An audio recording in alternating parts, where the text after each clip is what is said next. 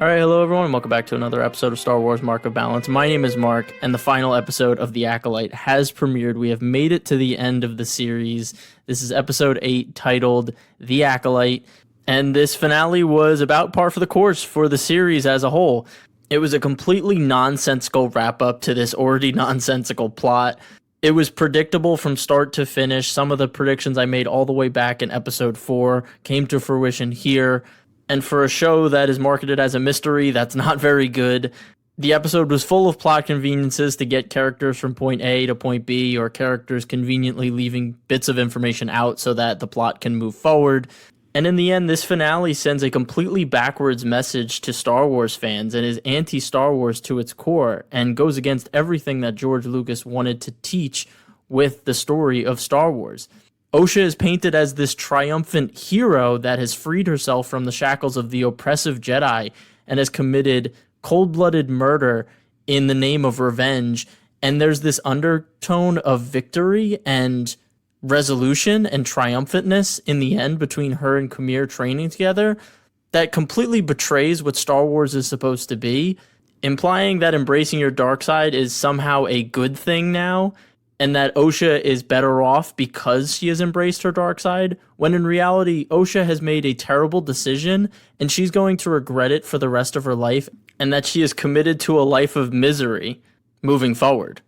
The only positives I have for this episode is that, again, the fight choreography is really cool at some points and feels really dynamic and much more polished than previous fight choreography we've gotten in Disney Star Wars live-action series. But I've echoed this throughout the series. Action cannot carry Star Wars. Good action doesn't automatically make good Star Wars. Action in Star Wars is simply there to accentuate the conflicts between good and evil, or just simply between the characters, and to make the characters question themselves and grow through these conflicts. But action shouldn't be the strongest part of a Star Wars project. There are so many glaring issues with this finale that I think I'm just going to go chronologically through the episode. I'm not going to touch on everything that happens, but I think it's just the easiest way for me to streamline my thoughts and hit on all the points I want to. So my main prediction for the finale was that there was going to be a convenient way that all of the main characters were going to end up in the same place for a final confrontation, and this first scene sets that stage perfectly, with Osha having the helmet on, and she sees the future that Master Soul is killed on Brendok, and she thinks that May's the one that does it, but really in the end it's her who does it. And that's how her and Kumir find out that they need to go there. So they start leaving, and the first big issue, again, something that I predicted would happen, is that they make Kumir worse than what they had shown previously. Kumir was so interesting in the other episodes, or at least, interesting compared to a bunch of characters that aren't interesting. And I was very afraid that they were not going to stick the landing with him, and that's exactly what happens. He becomes subservient to Osha for some reason. He starts following her direction. He gets put in the back seat of his own ship. She turns the power off on him so he can't fly the ship anymore. And in the end, she really calls all the shots throughout this. Kumir seems to only have been here to provide action and a lightsaber battle between him and Soul, and for Vernestra to reveal that, oh, that's my old Padawan, which, of course, was predictable from episode 6, I think it was. So while I expected it, it was still disappointing to see Kumir take a backseat to Osha, and still the fact that Osha trusts Kumir to any capacity after spending one day with him after he murdered a bunch of people in cold blood right in front of her, and she knows that even though she doesn't like her sister May, that Kumir basically used her as a tool for over a decade and then discarded her, and has told Osha that he wants to kill May. This just doesn't seem like someone you should fall in line with, but as with everything in the show, it's rushed, and we just have to accept it and not ask too many questions. Speaking of May, she escapes Soul's custody and gets away on an escape pod. There's a space chase scene through the rings of a planet, which visually is cool, but there's so many things tied to it that make no sense that it takes away from it. Like why Soul would turn on his tracker again so that the Jedi could find him when he turned it off last week. The only explanation is that the plot needed him to turn off his tracker last week because that would make him look more guilty so that the Jedi look more justified in the end when they blame it all on him. And that was supposed to be conveyed through him turning off his tracker and the Jedi being like, where's Sol? He's off the grid. Oh, look at all these dead Jedi. What could have happened? So it was really there just to sell this story that they end up going with in the end, which is stupid. Why Basil started tearing away the wires of Master Sol's ship to make him crash land on the planet. I think the writers genuinely thought that they had done a good job of recharacterizing Sol as this malicious bad guy, and that we were going to cheer when we saw Basil turn on Sol because Basil heard the story of how Sol killed May's mother and is now like, ooh, Sol's the bad guy. I'm going to help the misunderstood daughter, May, and she's going to get away because of me, and all of the audience is going to go, yeah, go Basil. But no, the show has done a terrible job of making us like May and Osha. So most fans, I would think, are more aligned with Sol throughout this series, and especially in this finale, when I think the show's writers were intending us to flip and say, oh no, we're rooting for May and Osha in this episode. I don't think that's the case. It's a very big problem when the writers have one idea of who the protagonist is and the audience interprets it a completely different way and thinks another character is the protagonist of this story.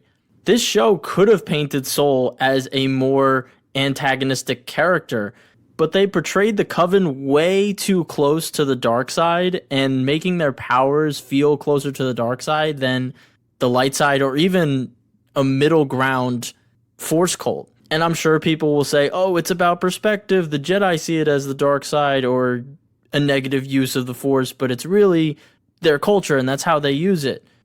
But when you show things like people being mind controlled and not being able to control their body, or people turning into black mist and turning children into black mist, or having these ceremonies for two children and one of them being absolutely afraid of the ceremony, all of these things don't paint the witches in a positive light where we're going to be like, oh, this was just an innocent group of witches. They weren't doing anything nefarious here. They didn't create life or anything like that. So when Sol does do this act that is bad, I mean, he does kill someone, but we see it as an audience and we say, oh, I think what he was doing right there made sense. You know, May looked like she was in trouble. This black smoke monster, who knows what that's going to do? It's a very aggressive looking power, and he acted in the moment. So yeah, that was a really long tangent from Basil, but I think it all made sense. Oh yeah, then we get to the scene with Senator Subtlety over here, where he's pressing Vernestra about how the Jedi are this unchecked power and that sooner or later one of them's going to break, and who's going to stop that one Jedi that finally breaks? And there's so many reasons why I hate this scene. One reason is that it feels very fourth wall breaking in the fact that it's very similar to what Mother Anastasia said in the last episode, where she's like, those noble intentions will bring the Jedi Order down. And now he's kind of echoing the same thing, and I think the writers think it's very clever, and it's like, oh, look how smart these characters are. They recognize the issues with the Jedi. But it really feels like these characters are just saying that to the audience and less saying that in their own universe, if that makes sense. This senator essentially just reads out the synopsis of the prequels and what happens with Anakin. He even refers to the Jedi that breaks as a him. So it's less that the writers are having these characters have genuine conversations in universe, but they're more trying to preach to the audience that, oh, look how bad the Jedi are. Look at all these people that have recognized how corrupt and bad this organization is. So this line feels extremely preachy instead of some deep, thoughtful condemnation of the Jedi Order by a very smart character. And the other issue is that we have no indication of why this senator feels this way. He doesn't fully know the story of what happened on Brendok, so it's not like he's referencing that. And we have no other examples of a systemic issue with the Jedi Order that he refers to. They try to cover this up by having someone say, oh, this is a personal vendetta or something like that. But that just is laziness to kind of sweep away any need to establish why he feels that way. Because we don't get any other insight as to why he would have a vendetta in the first place. But I think the big issue with this show is that it's taking this one seemingly isolated incident on Brendok and cascading it over the thousands in the Jedi Order, and that this one incident shows that there's a systemic problem with the Jedi. When you break down the incident, it's really down to two characters, Torben, who wants to just go home, and I don't think wanting to go home is a systemic issue with the Jedi Order, and then Master Soul, who you can say is the most guilty. Indara, Kalnaka, even the Jedi Council say, let's leave the witches alone. So that tells me it's actually the opposite, and that the Jedi don't have a systemic issue because all of the Jedi aren't agreeing that, oh, we need to police the Force. We need to stop the Coven from doing these experiments on kids. So the show kind of contradicts itself. If the Jedi Council, the High Council that all of the Jedi go to for guidance, were to say, we need to take out Force cults across the galaxy, we need to be the sole owners of the Force because we have a moral compass and we have a code, and that is the only way that we can bring peace to the galaxy. Like, that would show more of a systemic issue than this, where it just comes down to two characters making decisions that they thought were right. So this is just another example of the writers thinking that they were saying one thing, but the show has said a completely different thing to the audience, and they've contradicted themselves in the process. I'm sure some people saw this scene with the senator and were like, oh yeah, get him, look, he knows exactly what's going to happen. But really, it's not that compelling. As for Vernestra, I'm going to continue talking about it throughout this episode, but yeah, she has been so wooden throughout this series, and she was so beloved in the books, which is so unfortunate. I don't want people to get this idea that Vernestra is this character in the books. She is not. She is great in the books for the couple books that I've read that she is a part of, and she kind of just got scapegoated into becoming this negative figure in the Jedi Order, covering up a cover-up by the end of this, and it's really unfortunate, and I wish they had just used a different character or created a new character instead of smearing this character. I get that this is 100 years after the High Republic and something might happen to her in the next book or two that would explain why she has become so cold, but this was supposed to be an introduction to a beloved character that a lot of people in the broader Star Wars fandom hadn't been introduced to, and I don't think it does a good job of making them say, oh, I like her, I want to know more about her. I think it does the opposite. It's like, oh, she's bad, I don't like her. And I think the show is like setting up that if it gets a season 2, God forbid, that she's going to be a more central character with May and trying to stop Kumir and Osha. I don't know. Before I move on, while I'm talking about the High Republic books, I want to again say that this series is not a representation of the High Republic from the books. I am a huge advocate for the High Republic books. I absolutely love their exploration of the Jedi Order, the variety and diversity they bring to the Jedi Order, all the different ways they explore the Force, how different Jedi see the Force in different ways. One Jedi sees it as a song, a symphony. All the different notes are different people. Some Jedi see it as a forest, and the forest is all the people in the galaxy, and how everything's connected through root systems. It's all beautifully told, and it expands on Star Wars lore and the themes of Star Wars without detracting from them. I'm reading the current book, Temptations of the Force, which is the latest book from Phase 3 of the High Republic, the final phase. And I just read this chapter of Yoda talking to Elzar Mann, one of the main characters from the High Republic, and they have this conversation about the Jedi's relationship to love, and can they love, and all of this stuff that we've talked about and we've theorized about from George Lucas's Star Wars. And it does it so nuanced and so beautifully, and it just feels like Star Wars. And when I compare it to the Acolyte, where I just never got that feeling from the Jedi, it's really disappointing. And I'm not here to say that the High Republic is perfect. There are flaws with the High Republic books and how the story is being told, but the flaws are never with the ethos of Star Wars. It never contradicts what Star Wars is, and it only adds to the feeling and the themes of Star Wars without taking away from them. So this is my public PSA talking about the High Republic novels.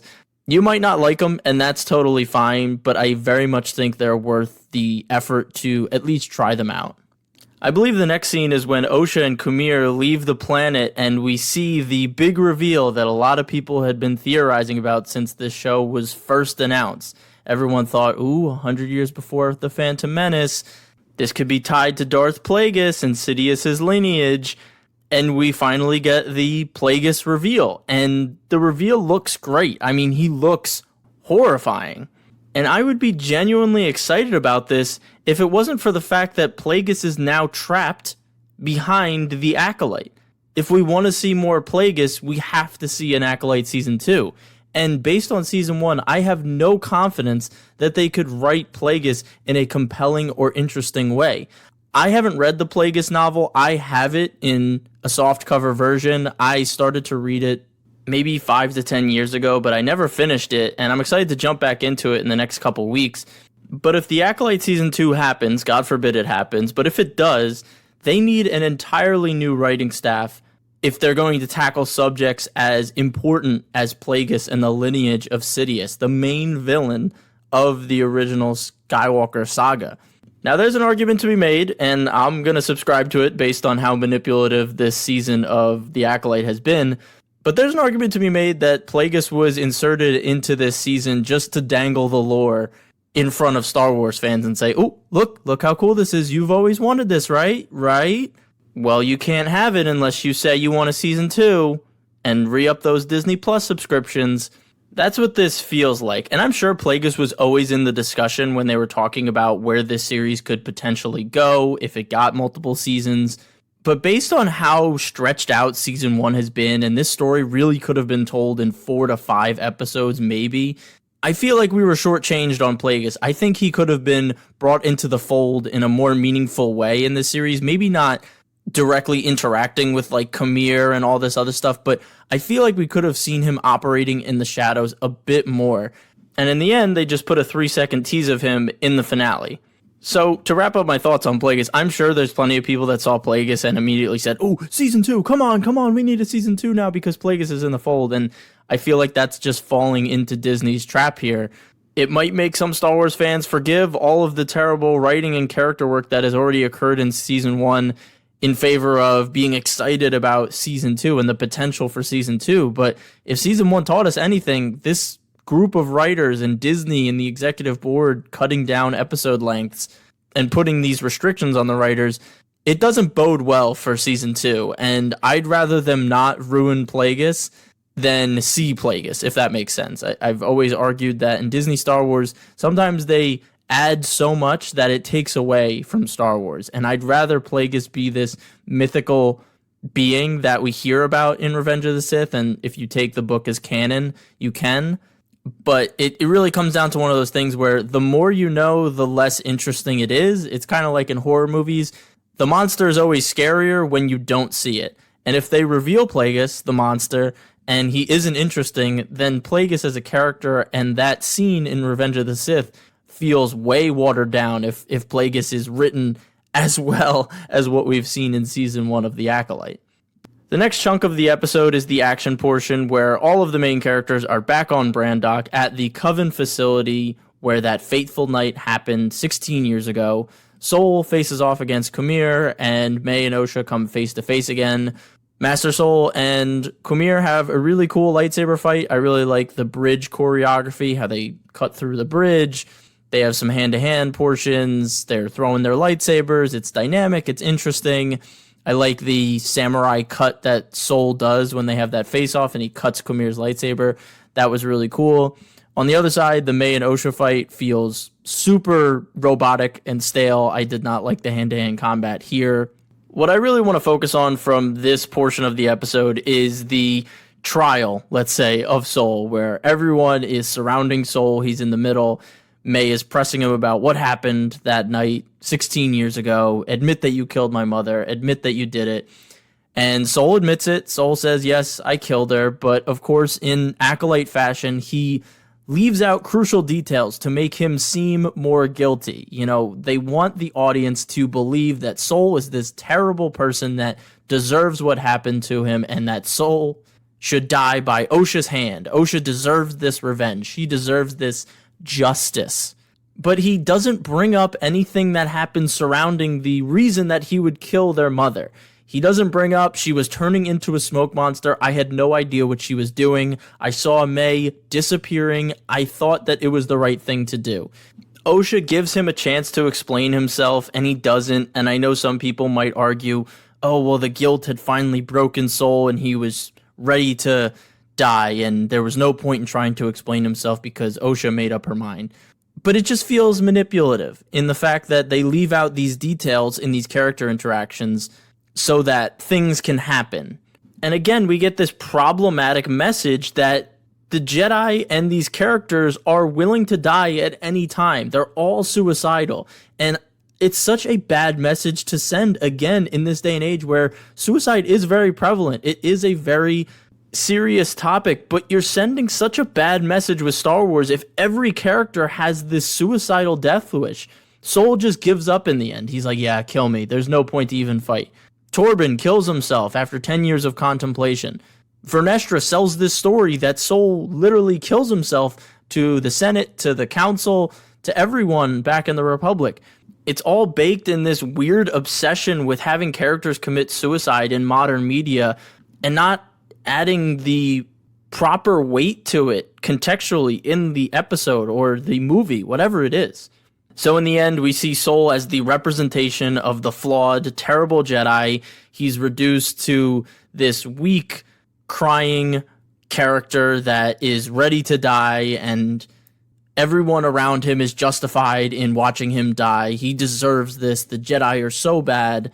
And in this scene, I think the writers thought we were going to be happy with this, or that we were going to side with May and Osha, and that we were happy that Osha was going to do this to Sol. But I can speak for myself, but I think a lot of people agree with me. In this scene, I was feeling bad for Sol. I was feeling bad for the Jedi that was trying to protect people and is now painted as this horrible villain. It's really ironic. I brought up the High Republic novels earlier in this, and I talked about Elzar Mann. He goes through something similar in the novels where he kills someone and he realizes it was a mistake. And he has this beautiful redemption and journey of dealing with his dark side and accepting what he did and fessing up to the Council that he did do it. And it's done in a much more nuanced and beautiful way. Here, Sol doesn't get to do that. His mistake was irredeemable. He was not able to ever come back from what he did that night. The only interesting thing we get out of this scene is that Osha bleeds the lightsaber crystal, which we've seen talked about in the books, about how Sith create the red lightsaber, and we finally see it in live action, which is cool. I know a couple people on the internet are like, well, why didn't Anakin's lightsaber turn to red when he was murdering that entire Tusken Raider village? And that's a very valid point, because he was very much giving into the dark side. And yes, they were enslaving his mother, but he killed the women and the children and the dogs, everyone that was innocent in this crime of enslaving his mother. So I think that's a good point. So visually, it's cool, but inside Star Wars canon, I don't know if it checks out that much. After this whole trial of Sol's scene, we see the Jedi show up on Brandok, led by Vernestra. She senses that Kumir is on the planet, and we get confirmation that he was her ex-Padawan, which everyone again predicted a couple episodes back when we saw the scar on his back. And then we get the second worst scene in this finale, where May and Osha have this sisterly conversation under the Bunta tree.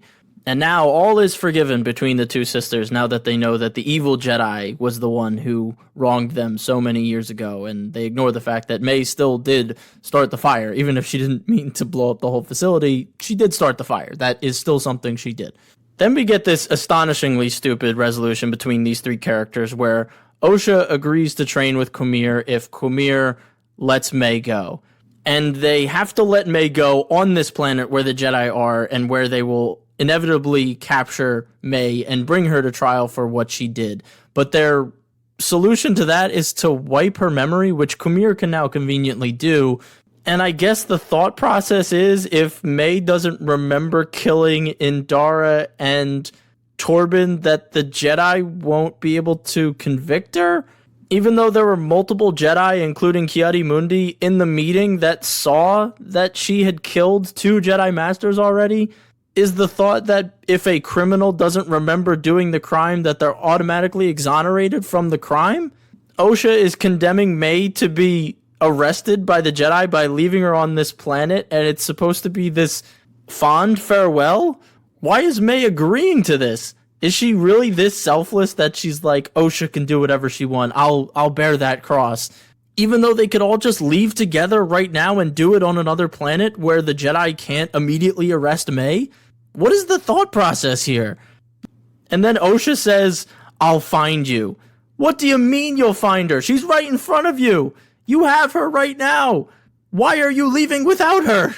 It's so bafflingly dumb. I have no idea how anyone watched this scene and was moved by it or understood what the motivations of the characters were. I guess I can give the show consistency because May has been so inconsistent throughout this entire series. This is also ignoring the fact that Comier can conveniently wipe every single memory from her mind except what happened on Brendok 16 years ago. That's just a really, really convenient power. Whatever, I'm moving on from this scene. We then see Basil working with the Jedi again to find May and Osha and essentially arrest them, even though earlier in this episode he was pulling the cords out of the ship to stop Sol from getting May back. So now even Basil is an inconsistent character where we have no idea what his motivations are. Is he trying to protect May and Osha because he feels that they were done wrong by Master Sol? Or does he still have loyalty to the Jedi and think that these are murderers that need to be arrested by the Jedi? I don't know. Nobody knows. We're in the final stretch, I promise. So Vernestra gets May and will now use May to find Comier and Osha. May has no memories, so Vernestra will, I guess, again manipulate May to believe a story that she's made up. So now, instead of Osha being the one that was lied to, May will now be lied to by the Jedi, just repeating this ridiculous cycle. And Vernestra presents this cover story to cover up the original cover-up to the Senate and to the Jedi that Sol was the one who killed Torben, Indara, Kalnaka, and then killed himself where he committed the crime on Brendok 16 years ago, which is again ridiculous because there was multiple Jedi, including Ki-Adi-Mundi, who were in the briefing room when they had evidence from a bartender that May had killed Indara and that Torben was killed by May. With all of those Jedi at that outpost who were protecting Torben, they all know that May was the one who killed him. So now I guess Vernestra is convincing the entire Jedi Order to keep their mouths shut about this, which is so stupid to think that every single Jedi would go along with this. Again, they're trying to paint these Jedi as like a systemically flawed entity when in reality they're all made up of individuals who have the best intentions of the galaxy at mind. And it's just such a stupid logical leap to think that this would just get covered up this easily and that no one would be like, wait, didn't that girl kill all those people? That girl that you're conveniently now training? That's really weird, Vernestra.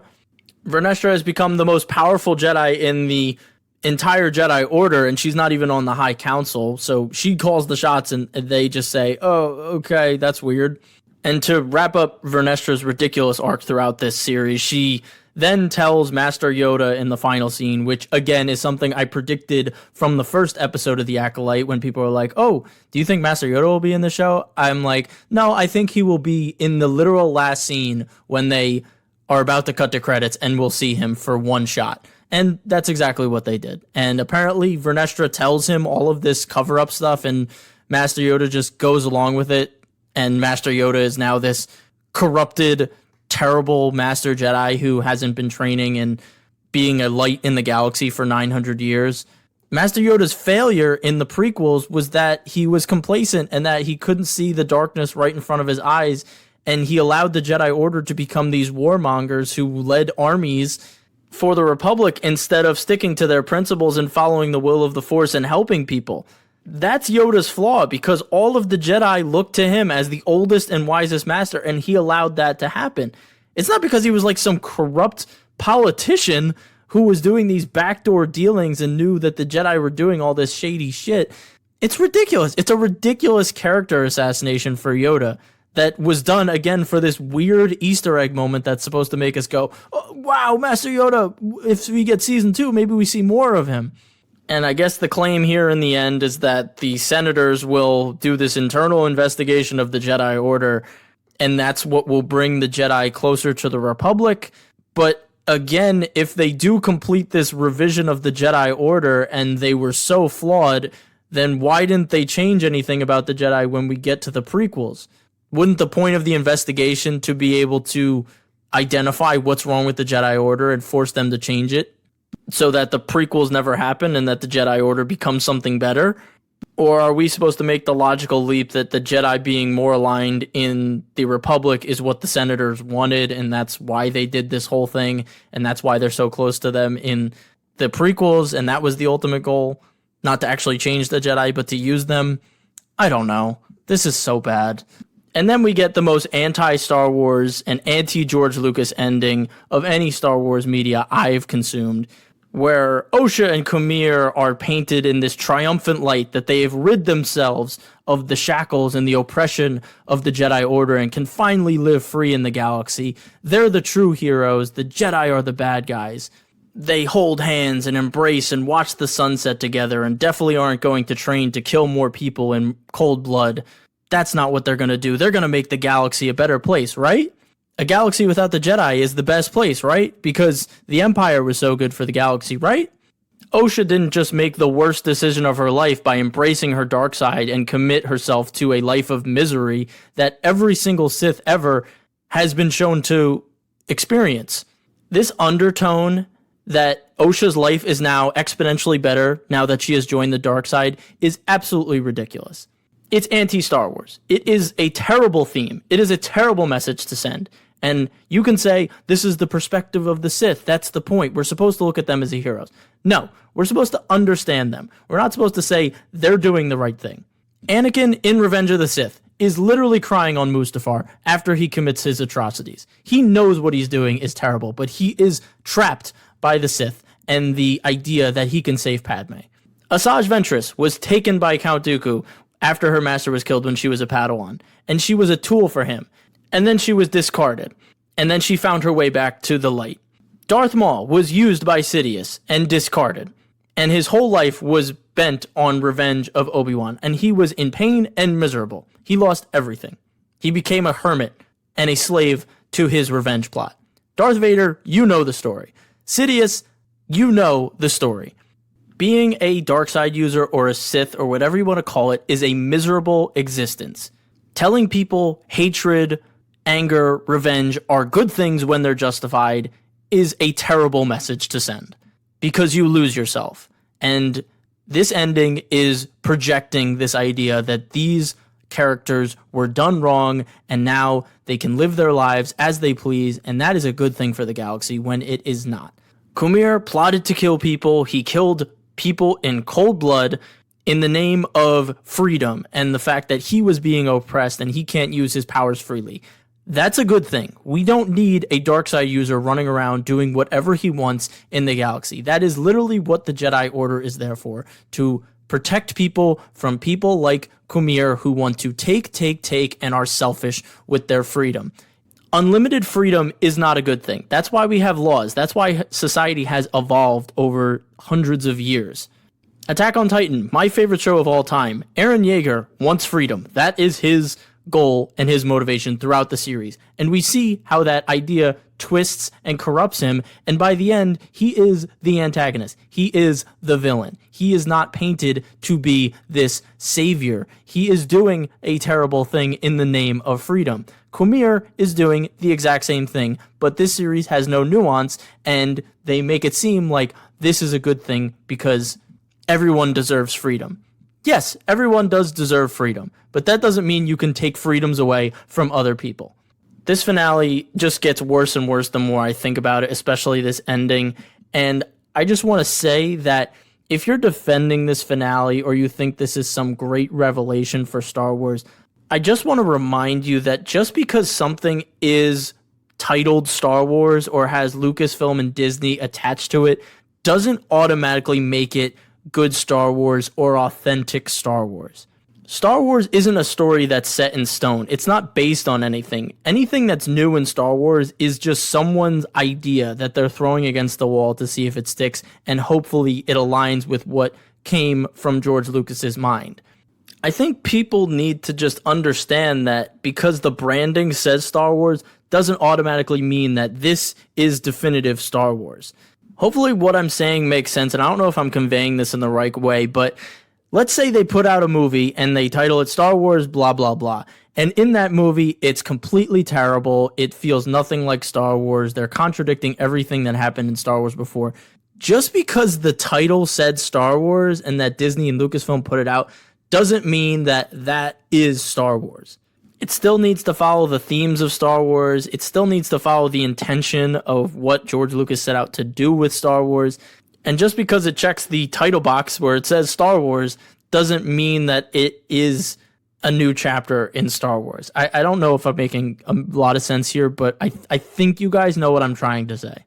So I think I've ranted and rambled enough on this episode. This is my longest episode yet to talk about The Acolyte, but I think there's just so much wrong with this finale, not even just from a writing and storytelling perspective, but from a general themes of Star Wars perspective. I think this sends a terrible message. It's anti-Star Wars in its DNA by the end.